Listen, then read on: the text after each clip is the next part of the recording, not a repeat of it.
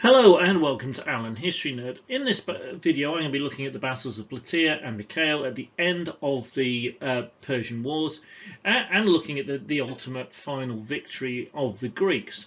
As always with these, I'm going to pay particularly close attention to our main ancient source, which is Herodotus, and this is designed to help my A-level ancient history students and any other ancient A-level history students who decide to watch as well. So hopefully this will give you some good insight. It's building on the previous video I've done on the other key battles of the Persian Wars. So in terms of the OCR A-level ancient history spec, this is what it tells us we need to know. The involvement of Greek states in the events of 1780 in the events of 480 to 479, including examples of medising, cooperation and conflict, debates and differences of opinion before Salamis and Plataea on strategy. This video will focus on Plataea and Mycale. There's another video which I've already done, which is on the channel on Thermopylae and Salamis. So let's have a look at Plataea. Mardonius was marching towards Athens from Thessaly. He levied troops on his way, so we've got this idea of Greeks medising, about Greeks on the side of the Persians. Thessaly's leading families support the attack on Athens. In fact, they urge the Persians to attack more vigorously than ever. So again, we get this little extract from Herodotus that's suggesting that the Thessalians are really significant in pushing the Persians towards attacking Athens. Meanwhile, Xerxes has retreated from Greece. Again, this would suggest that Salamis, which we looked at in the previous video, is a massive turning point, and maybe this is a sign that the Persians are starting to lose heart. The Thebans want Mardonius to set up camp in Boeotia and seek further support. So again, we get this idea of the Greeks medising, the Greeks, some Greeks supporting the Persians, and sending money to the leading men of various towns. And they say that this is what is needed to destroy Greek unity. This is in Herodotus 9.2.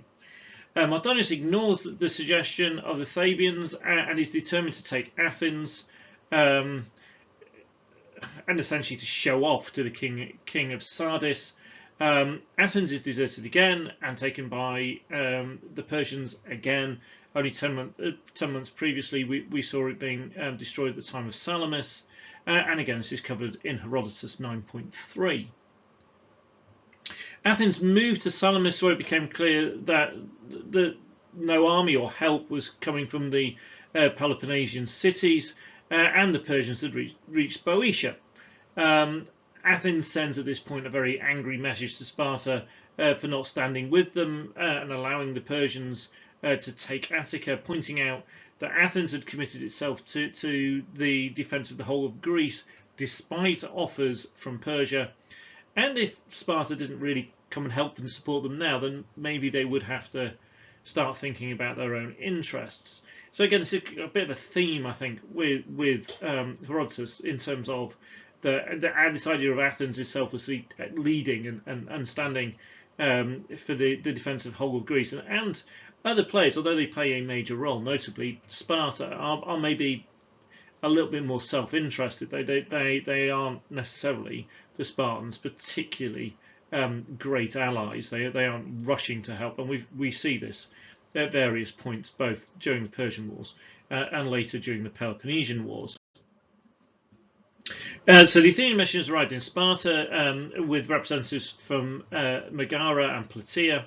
The Spartans were celebrating the Hypatia, and they had been working on a defensive wall at Isthmus. So again, the Isthmus is this narrow kind of passageway of land in between the Peloponnese and the rest of Greece, and it seems that the Spartans, the Peloponnesian cities, have kind of favoured the building defence there and fighting the Persians there. Though obviously this kind of forsakes Boeotia and Attica.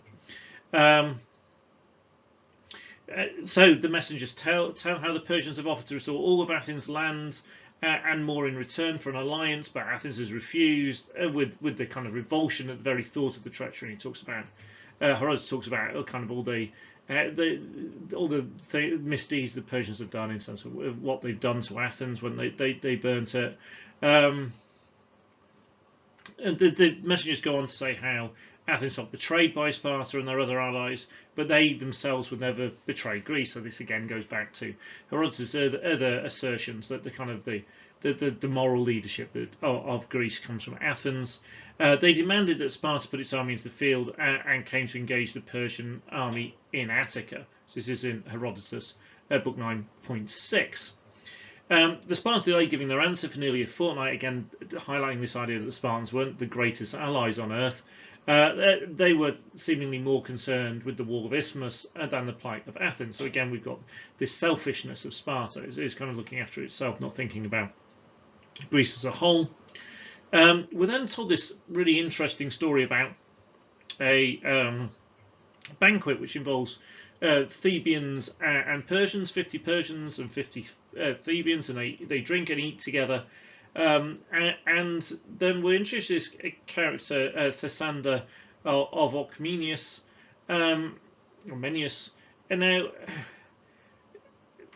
this is unusual. It is highly unusual in Herodotus. I think it's about 3 or 4 occasions where he does this, where he names the source and then tells us about the source to make it it seem more reliable. So he tells us the guy's name. He tells him that he is greatly respected by the people of his own town, and we're told that he himself was at the banquet.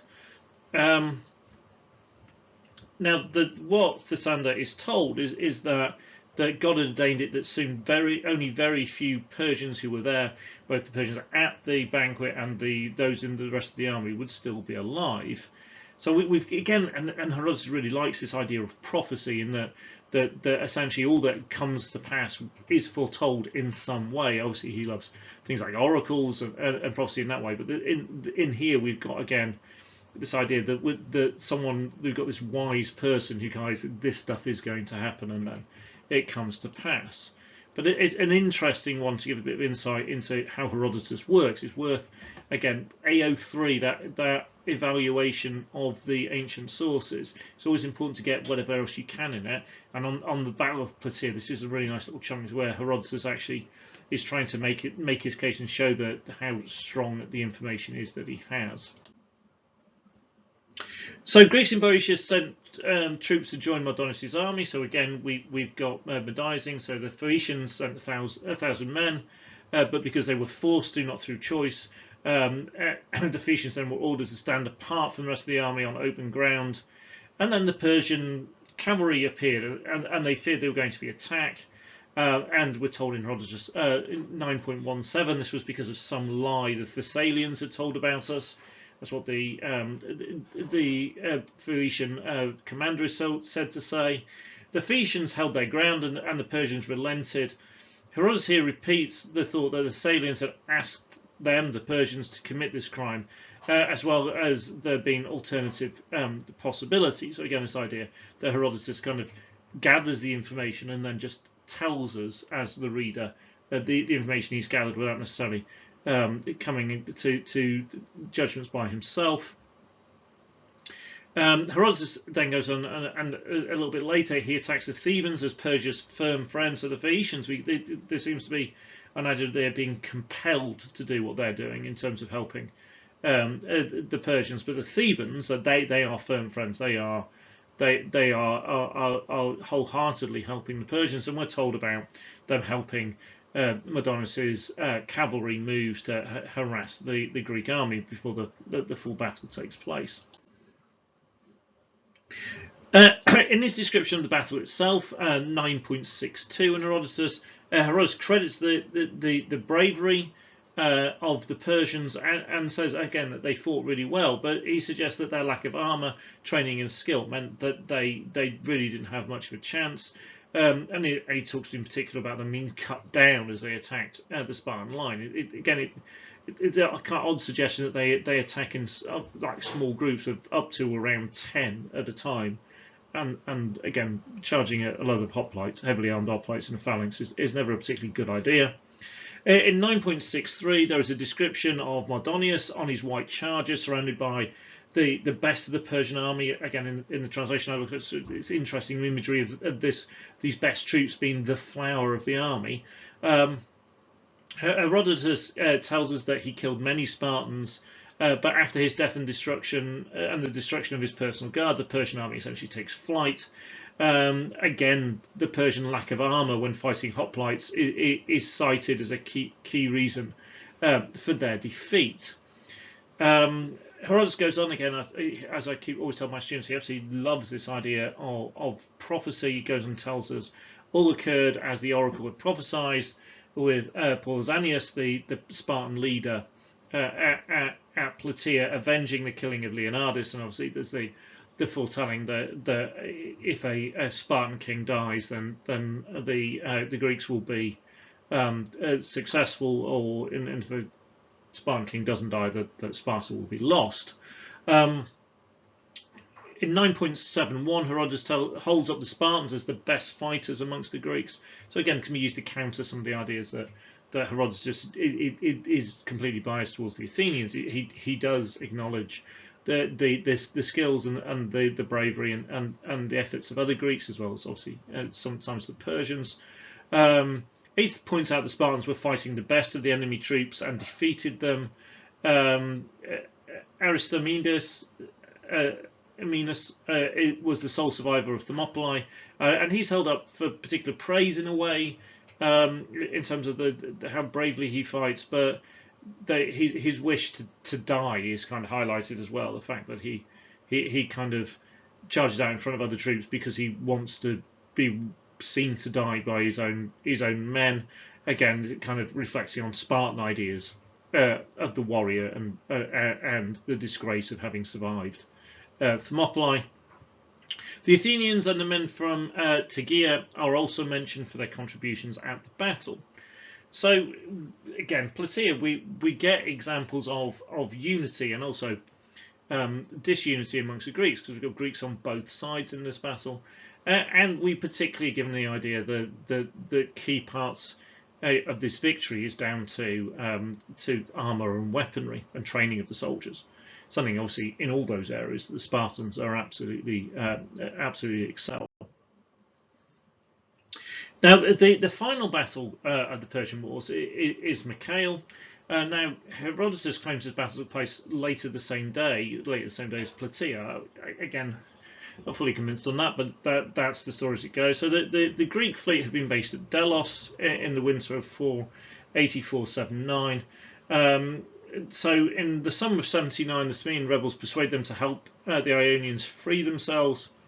The Persian fleet moved from Samos to Cape Mycale in Ionia, and beached and built stockades. Now it appears that the Greek navy essentially is chasing the Persians out of the Greek world, the Greek territory, the Aegean, and that following Salamis, the Persians were essentially scared of Greek prowess at sea, and this is why they beached and built stockades. Now all of this would suggest that maybe it's Salamis that's the big turning point.